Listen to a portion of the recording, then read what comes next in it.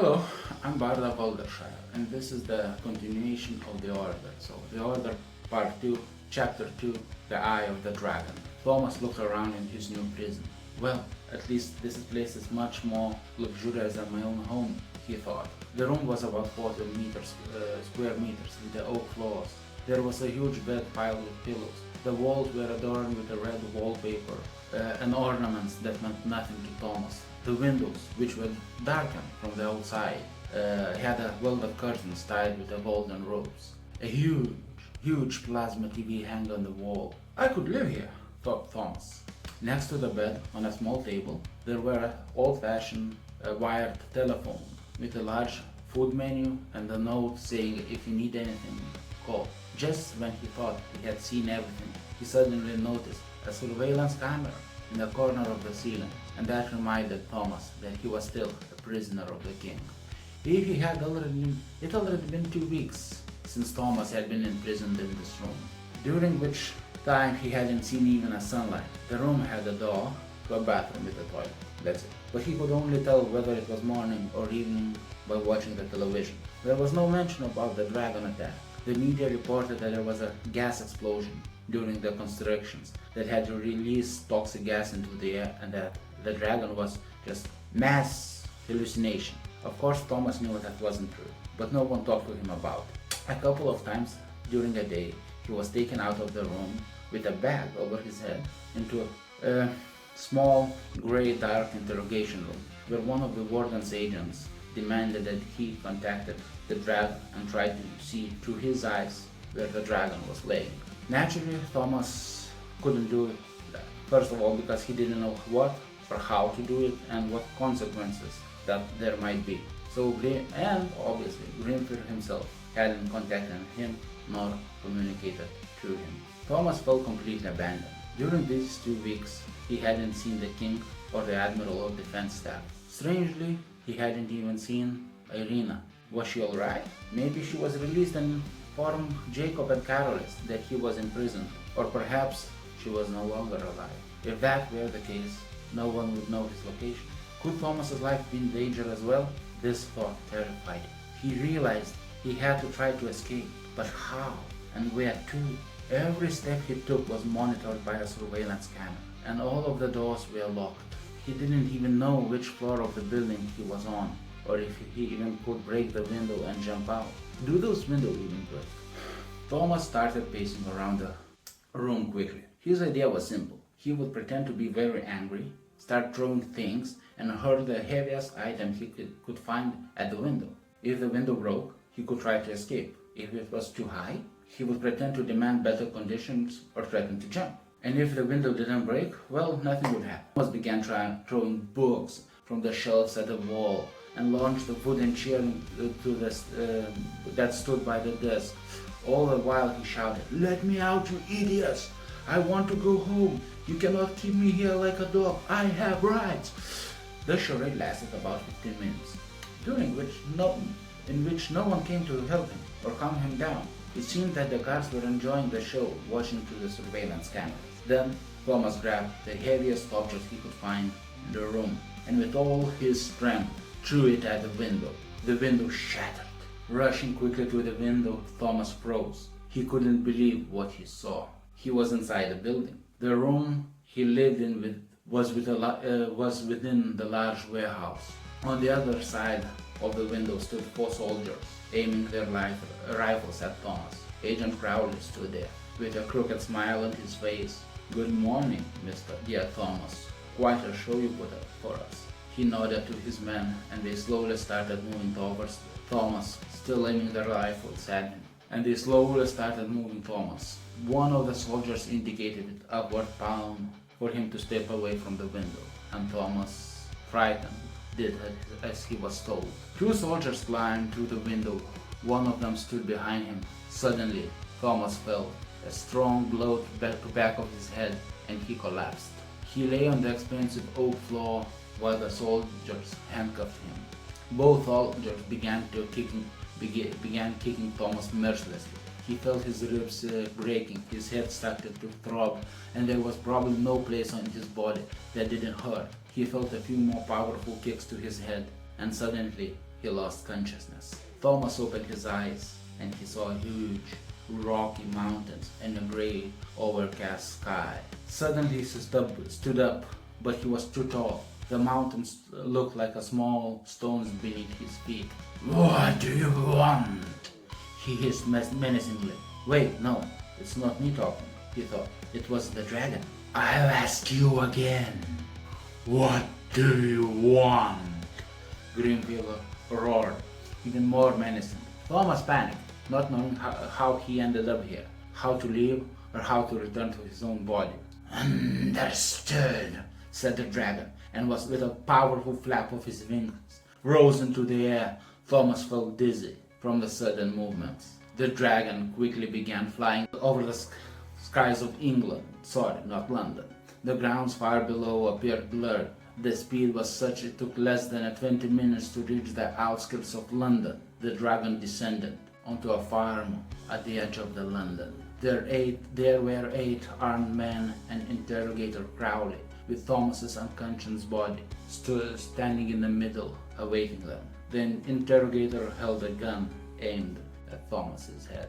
"We were expecting you, Grimfield," and the dragon growled aggressively. No, said the interrogator. "If you attack, I will shoot. You know what will happen if your body dies now." Growled the dragon, but did not attack the soldiers. "So what do we do now?" "It's simple. You surrender, go back to your prison, and we forget about it."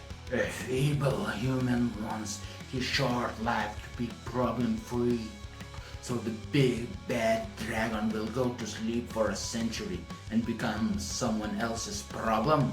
Grimfield said mockingly. "You could put it that way, but if you don't comply, Mr. Thomas dies. And remind me, what happens to the dragons if their conduit dies while he inside of the dragon?" The interrogator spoke in a serious, threatening tone. "I don't want to die," Thomas' voice concerned in the dragon's mind. "Don't worry about it. Your body is weak, frail, and short-lived. Your soul is eternal. Besides, what pathetic human doesn't know what happens when the conduit body dies?" Greenfield responded, slowly and calm. "So now, it's your move, dragon. What will you choose, imprisonment or death?" The interrogator shouted loudly. The dragon didn't respond. Instead, he quickly inhaled and unleashed a large, hot spur of fire. None of the soldiers had time to react, as the bodies were petrified by the heat and turned to ash. Black, foul, smelling ashes began to fall from the sky. The wooden parts of the farm building were ablaze, and the metal parts had already been melted. The grass was burned. All the soldiers, the interrogator, and the Thomases were killed by the enraged dragon. "Ah!" Thomas screamed in pain. "Wyatt!" roared the dragon. "You're fine." "But how? Why I'm still alive?" "As I tried to tell you before, that fool started shouting his orders. If a human conduit dies while in a dragon's subconscious, the person's soul survives within the dragon until I expel it from myself." "Expel? What do you mean expel?" "I will incubate you. How do you think dragons come into being?" I never thought about it. I only recently learned that you exist," Thomas replied, bewildered. From the burned farm, Grimfield rose into the vast sky and headed towards the Scottish Highlands. The sky was overcast with large, heavy clouds enveloping the flying dragon, making him invisible from the ground. Naturally, he flew at such speed that even on a clear day no one would see him. Thomas felt nothing but a light chill in the air. He heard the wings whistling past his ears. Suddenly, the dragon stopped in the air, hovering with the powerful flaps of his mighty wings. Thomas didn't understand why they had to stop. Something like a thunder clapped in the sky, and in the distance, he noticed 3 jet fighters. Grimfield, faster than the jets, approached them, and 2 of them had been crushed with his powerful hands into fragile metal dust. The 3rd jet turned and fired 2 missiles at the dragon, but a strong flap of Grimfield's wings sent the jets and the missile off course. The plane spiraled down. The dragon narrowed his pupils to zoom in, saw that the pilot ejected from the plane. Grimfield quickly approached and swallowed the poor man as if he was eating M&M candy. Human diet has changed over a couple of centuries. Dragon laughed. After landing in the Scottish Highlands, the dragon began digging a huge cave. Thomas felt an unpleasant sensation under his fingernails, as if sharp stones were digging into them. Why do I feel everything? Thomas wondered. Because I feel it, Grimfield replied. At the moment, we are one, except I'm the one in control. Oh, gross! Thomas thought, nearly gagged. Is that why I had such a disgusting taste in my mouth? Yeah, Grimfield laughed. The pilot wasn't very tasty. Too much sugar.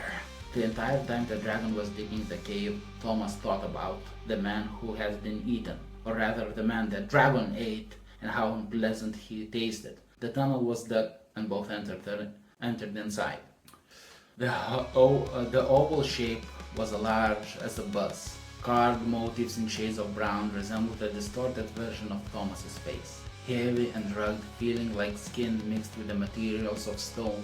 After several weeks of laying on the egg and the gentle but very hot flames blowing onto the egg, Greenford emerged from the cave. With a powerful sweep of his tail aims to the mountain, he destroyed an opening through which one could enter the cave. Good luck, young Turligane. You will continue our noble race. The dragon flapped his wings and flew towards the London. Thomas was no longer in his mind. Thomas was no longer, at least in the conventional sense. He would be reborn as the one and mighty powerful dragon. The name Thomas would be here no more. He had been disappeared for eternity, and only friends and loved ones would remember him, search for him, but never find. The London skyline turned into a menacing scene. The late afternoon sun, usually a gentle source of warmth, became a pale spectre swallowed by a huge grey clouds. The House of Parliament and Big Ben were shrouded in a mist pre-storm light, their clear edges obscured by the approaching thunderstorm. In the distance, the suppressed roar of the thunder pierced the sky, momentarily illuminating the city with a flash of white light. An uneasy wind swirled the columns, and street lights and the first drop of the rain began to fall. A sense of unrest permeated the air. London, the bustling city, braced for the storm, which was on the brink of fury. A powerful thunderous sound echoed from the north as clouds heavy with rain approached the London. Along with the storm, a black spot in the sky crept towards the city, gradually taking the form of a towering silhouette as large as two Big Ben towers.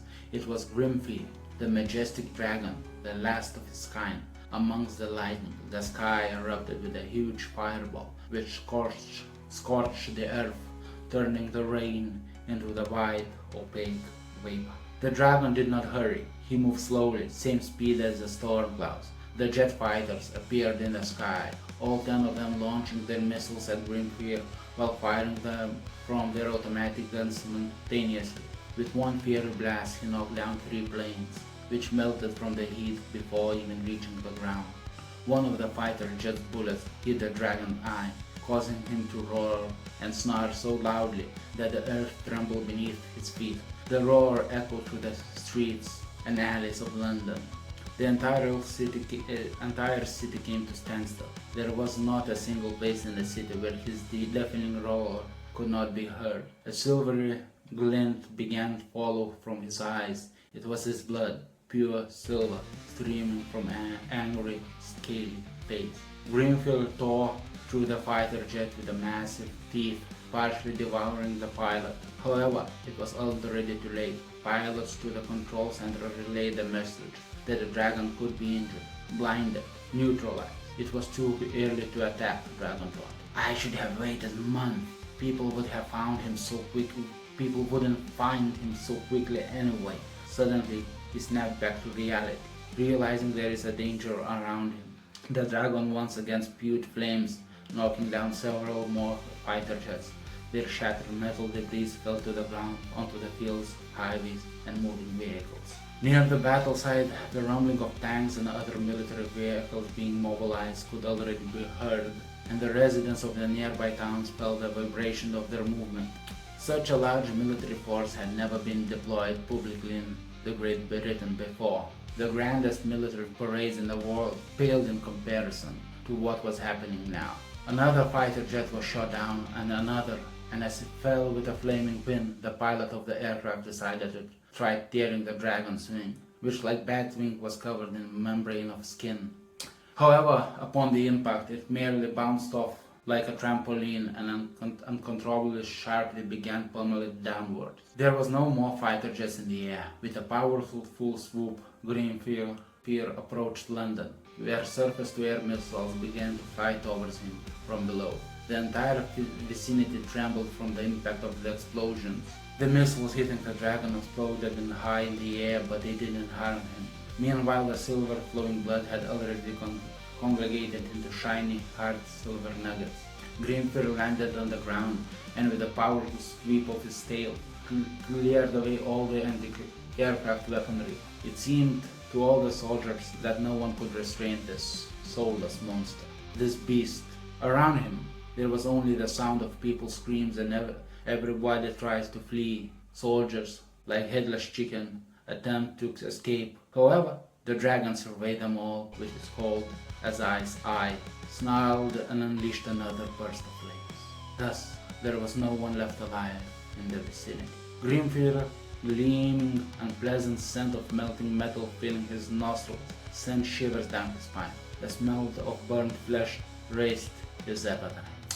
More fighter jets arrived, but they weren't even a significant threat to the dragon, especially now that he knew he needed to protect his eye, for no one had wounded him in 1,000 years up to this day. Grenfell soared into the air, not too high, about 30 meters, and headed toward the city center, through Bernard Camden to Westminster, spewing a huge flame behind him, thus leaving a long trail of fire in his wake and echoing the screams of the people and animals filled with fear and pain. Reaching the Westminster Abbey, the dragon landed on the eastern tower. The tall bricks began to fall down, and half of the tower wall cracked. Grenfell roared loudly and waited. This is the end of the order, chapter 2. Thank you all for listening, and let us wait for part 3. Thank you. This is Bard of Aldershire, and good night.